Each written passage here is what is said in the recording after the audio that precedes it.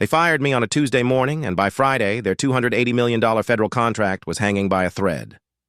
The betrayal was clean and corporate, but what I did next was quieter than they expected. I didn't panic. I didn't threaten.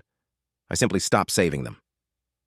I was the senior compliance program manager, brought in 3 years earlier to stabilize a defense-adjacent contract with strict federal reporting rules.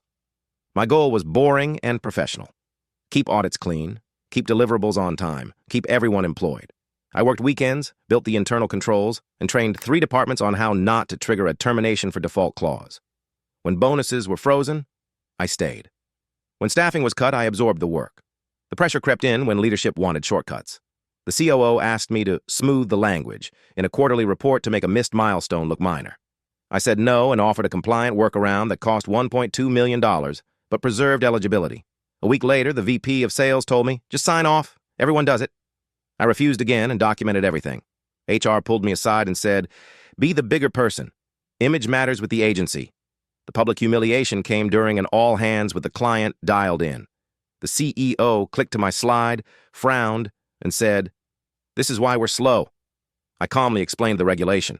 He laughed and said, you're a bitter failure who can't keep up with growth. Someone muttered, loser, on a hot mic. The room went silent. An hour later, HR handed me a termination letter for cultural misalignment. Within 48 hours, I took a calm boundary action. I sent a factual memo to HR and legal withdrawing my availability and revoking my consent to be listed as the contract's designated compliance officer. You can't do that, HR said on a call. I replied, I already did. I forwarded the memo to the contracting officer's public inbox, as required, stating I no longer held the role. The fallout was immediate. My phone lit up.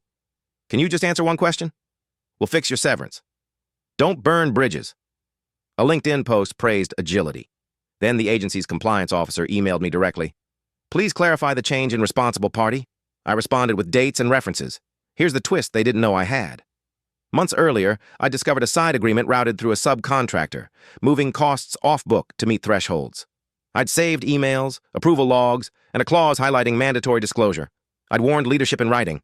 After my firing, I attached those receipts to my response, neutrally, without commentary.